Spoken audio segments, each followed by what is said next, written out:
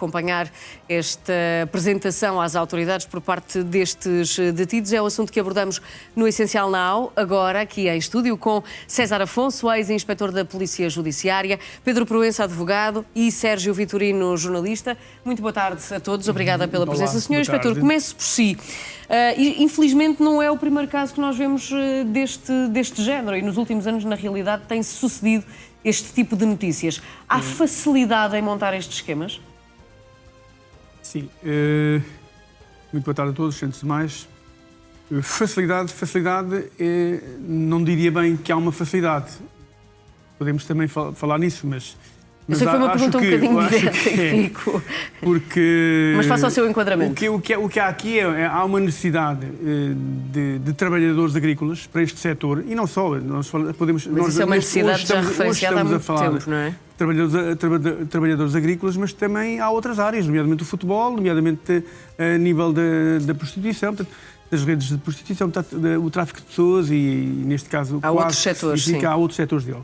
Neste caso, nós temos uma necessidade de trabalhadores nestas áreas e há aqui uma espécie de olhar para alguns países.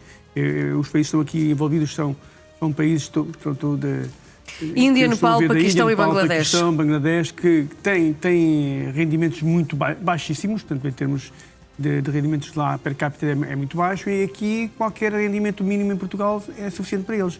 O que é que acontece aqui? É-lhes prometido lá a vinda para Portugal com um determinado vencimento, esse vencimento nunca é entregue, ao qual acaba por ser deduzida depois a renda do pagamento das instalações onde vão ficar, porque acabam por ter um espaço para ficar. Instalações essas em condições indignas, completamente precárias. Depois também há pagamentos... Estamos a ver, de resto, também essas instalações aqui na imagem.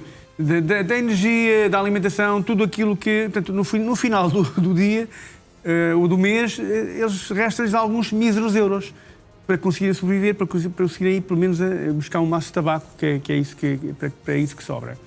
E à parte disso, portanto, estes grupos organizados que controlam estas pessoas, que estão todas condicionadas a um determinado local e não têm grande liberdade para se moverem no país, estes grupos que as controlam também acabam por lhe reter, com aquela ideia de irem regularizar as situações deles ou de os legalizarem, etc., acabam por lhe reter também a documentação, o que lhe dificulta ainda mais o contacto com qualquer autoridade. Neste caso em concreto, de ajuda também, não é? Exatamente, neste caso em concreto. Eles deparam-se com uma outra situação em que alguns elementos das forças de segurança estão envolvidos, daí que eles sentem-se completamente perdidos e maniatados na sua liberdade. Essa é outra questão, mas já lá vamos. Sérgio, o que é que sabemos mais sobre este caso? Além de tudo aquilo o que é que se tem sabido mais sobre este caso?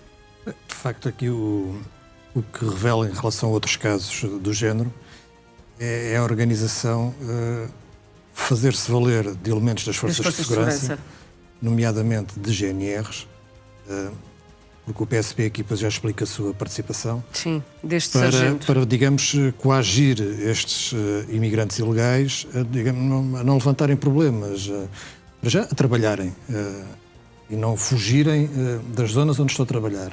E depois a não fazerem queixa às autoridades que os poderiam ajudar. E estes militares da GNR venderam-se, porque o termo será esse, a confirmar-se que cometeram os crimes, venderam-se por valores que são simpáticos, digamos, para quem tem um ordenado de GNR, que é um ordenado que anda ali à volta dos 1.200, 1.300 euros.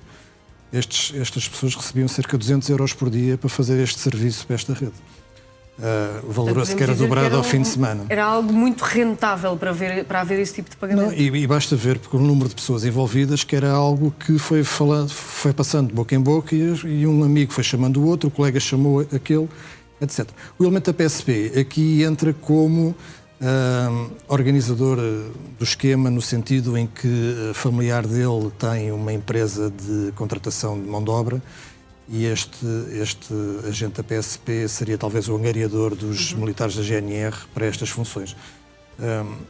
Destacar também que entre os elementos da GNR detidos há um oficial, uma pessoa com uma especial responsabilidade, um tenente de um destacamento de intervenção, tem uma especial responsabilidade por ser oficial e por mandar nos outros, e que se deixou também, alegadamente, de enredar neste grupo. Dr. Pedro Proença, apoio à imigração ilegal, tráfico de pessoas, corrupção ativa e passiva, abuso de poder, é tudo mau nesta história? É tudo mau, Patrícia. Boa tarde a todos. Deixa-me dizer-te que está aqui um upgrade no que respeita a esta organização. Eu acompanho e estive em 5 grandes megaprocessos de tráfico de pessoas nos últimos 10 anos. Estive inclusivamente no de Cuba, agora em 2024, e devo dizer o seguinte: todas estas estruturas da organização são estruturas relativamente informais, isto é, não se pode conceber isto basicamente como uma estrutura que tenha um caráter, que tenha sido fundado, profissionalizado, que tenha uma estrutura hierárquica muito determinada. Como se vê noutros países, normalmente nestes casos até a questão da associação criminosa normalmente cai nestes processos. Agora, o que havia basicamente, eu lembro do primeiro processo em que eu estive em 2014, o que é que estas pessoas faziam? Basicamente recrutavam, por exemplo, na Bulgária, nos países balcânicos, contratavam indivíduos que faziam, digamos assim, o controle dos trabalhadores. Depois o que se passou a ver, isso foi muito combatido pela Polícia Judiciária, houve inclusivamente tentativas de homicídio e agora, mais recentemente, havia familiares destas pessoas que estavam incumbidos diretamente dessa função. Agora o que se vê, basicamente, é um upgrade disto. Basicamente o que se está a assistir, com alguma preocupação, ou muita preocupação, é vermos elementos das forças de segurança envolvidos na colaboração com estes indivíduos naquilo que é o controle desta atividade. Há também uma outra alteração de paradigma nestes processos que é muito interessante verificar. Isto começou por ser tráfico de pessoas puro e duro, há questão de 15 anos atrás, tratado como tráfico de pessoas. Depois o Ministério Público começou a perceber, a pouco e pouco, que era muito difícil sustentar e validar acusações de tráfico de pessoas em julgamento.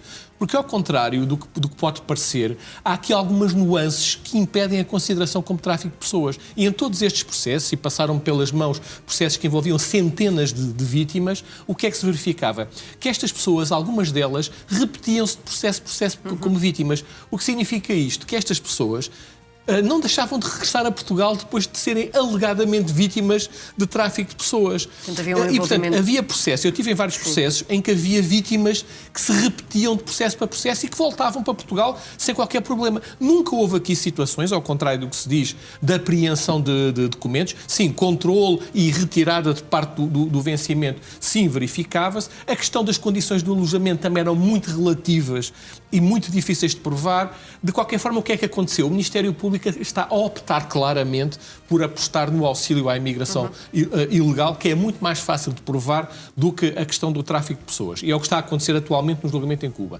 Mas deixa-me também dizer-te isto do envolvimento das forças de segurança. Eu recordo, só para te dar uma ideia, quando foi o caso de Cuba, 2024, eu assisti a um primeiro interrogatório presidido ainda pelo Dr. Carlos Alexandre, em que o Dr. Carlos Alexandre, com alguma ironia, a propósito desse primeiro interrogatório, dizia, bem, eu estive a acompanhar as diligências de buscas, apreensão e detenção, frequentei os cafés lá da zona e vi muita coisa que não me cheirou muito bem. Isto referindo-se a quê? Referindo-se nomeadamente a questões que envolviam a ACT, que envolviam a Segurança Social, porque é outra das questões que ninguém fala, Patrícia. É porque é uma rede, exatamente. Exatamente. Porquê é que a ACT, isto nós perguntamos, porquê é que a ACT, a Segurança Social, não cria um cruzamento de informações? Porque estas redes o que é que fazem? Constituem sociedades na hora. São estas sociedades depois que faturam aos empresários agrícolas, que contratam estas pessoas, e é tão fácil como isto, cruzamento de informação. ACT no terreno, e não tínhamos isto a acontecer. Pelos vistos, continua. É preciso haver cruzamento de dados nestes casos. É um caso que naturalmente vamos voltar, mas para já